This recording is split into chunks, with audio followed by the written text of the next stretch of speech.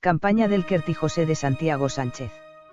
Finalizada la campaña de Melilla de 1909, en España la cuestión de Marruecos se diluyó un tanto debido a múltiples problemas sociales y económicos.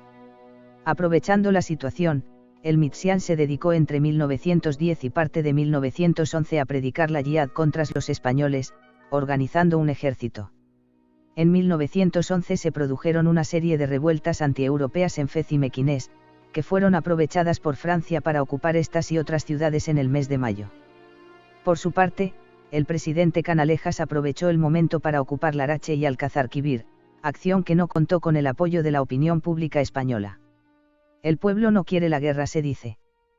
Pero, ¿sabe el pueblo lo que quiere? Precisamente en saber querer, en querer una cosa cierta, concreta, está hoy todo el toque de la política española. Y no sabemos lo que queremos, ni lo hemos sabido nunca.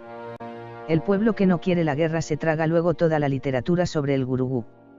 Aquí donde se mantiene culto por el valor personal, lo que queremos es hacer una razzia de moritos, con jeta y todo. El telegrama del RIF, 17 de junio de 1912, P1, don Alfredo Rivera. En agosto, Canalejas aprobó el plan de avance hasta el río Kert en la zona de Melilla. Duraron demasiado y costaron numerosas bajas, ya que las cabilas de El Mitsián eran más numerosas y estaban mejor organizadas, armadas y equipadas que en 1909 y presentaban mayor movilidad que las columnas españolas. El 14 de octubre murió el general de división Salvador Díaz Ordóñez y Escandón, y la columna del general Navarro tuvo 33 muertos y 105 heridos, unas bajas muy elevadas que fueron recibidas en España con una serie de huelgas generales durante el mes de septiembre, mezclándose en las protestas el rechazo a la guerra con las reivindicaciones económicas. El asalto al paso del Kert, encabezado por el general Orozco el día 7 de septiembre, se encontró con una fuerte resistencia vencida oficialmente a costa de algunos pocos muertos y unas decenas de heridos. Uno de estos heridos, el coronel Primo de Rivera, quien se jara así merecedor de una entrada en las célebres quisicosas del director de El Adelanto.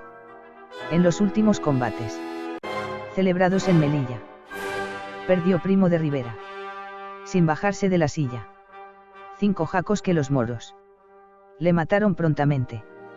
Y de fijo que diría: nuestro militar valiente. Caballos y más caballos. Mata la morisma dura. O estoy en una corrida. Y ante toros de Miura. A lo largo de los combates de finales de 1911 y principios de 1912, las tropas españolas ocuparon Monte Arruit, Izafán, Tauriatzag, entre otras posiciones, llegando a la orilla derecha del río Kert, que se constituyó en línea del frente con los rifeños por la imposibilidad de las columnas españolas de asentarse al otro lado del río. Comenzó el combate, a las 9 de la mañana, tomando parte en el gran número de combatientes. 6 compañías iban desplegadas en guerrillas y 2 del regimiento de Melilla marchábamos a retaguardia. A las 5 de la tarde seguía el fuego sostenido por la caballería, que se había retirado a unas lomas próximas y protegía nuestro paso. De pronto nos vimos rodeados de moros por todas partes, entramos a la Bayoneta Calada y después de un cuarto de hora o 20 minutos no quedábamos más que 8 de las 2 compañías. Estábamos cerca de una casa que llamaban La Zorroza, y allí nos metimos arrastrándonos, porque algunos estábamos ya heridos. Hicimos unos agujeros en las paredes y desde allí seguimos defendiéndonos y teniendo a raya al enemigo.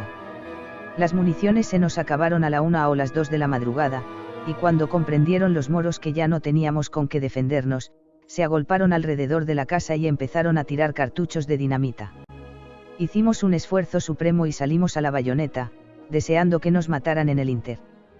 Cuando nos vimos entre los moros, notamos que algunos nos dejaban paso y no trataban de pegarnos. Luego supimos que eran hermanos y parientes de los moros que los españoles tenían presos. La campaña del Kert en las páginas del diario salmantino El Adelanto. En mayo de 1912, el ejército español inició una gran ofensiva con 14.000 hombres, adentrándose en la zona del Kert. Un día después, el Mitsián murió de forma fortuita en una escaramuza en los llanos de Garet, lo que supuso la descomposición del movimiento rifeño. Las bajas españolas de aquella campaña sumaron 500 muertos y 1.900 heridos. La línea de control española se extendió al río Kert, y se anexionaron las cabilas de Ait Saidel y Ait Bugafar. Presionado por la opinión pública, el gobierno español no aprovechó aquella ventaja para continuar su penetración en el interior del Rif, teniendo que limitarse a firmar pactos con los jefes de las cabilas locales.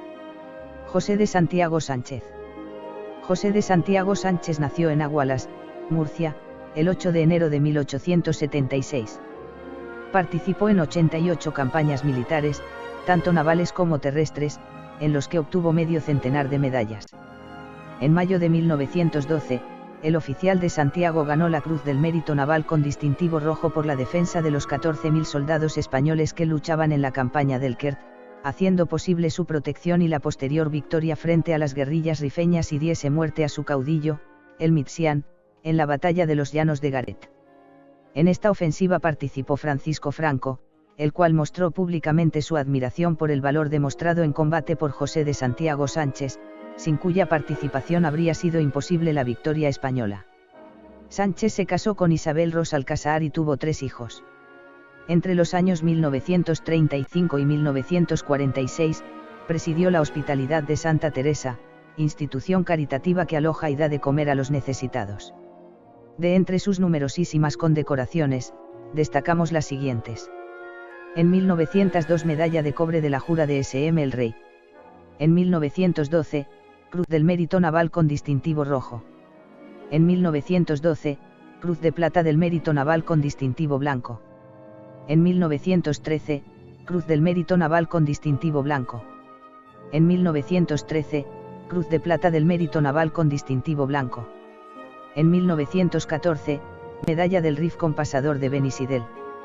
En 1922, Medalla de África con pasadores de Melilla y Tetuán. En 1923, Cruz de Plata del Mérito Naval con distintivo rojo. En 1924, Cruz de Plata del Mérito Naval con distintivo rojo. En 1925, Medalla de Homenaje. En 1926, Cruz de Plata del Mérito Naval con distintivo rojo. En 1927, Cruz de Plata del Mérito Naval con distintivo rojo. En 1928, Medalla de la Paz de Marruecos. En 1934, Cruz Pensionada de la Orden de San Hermenegildo. Falleció en Cartagena el 23 de agosto de 1950. En su honor, se puede pasear por la calle José de Santiago, ubicada en el barrio de San Antonio Abad de Cartagena. Ricardo Ayer Hernández.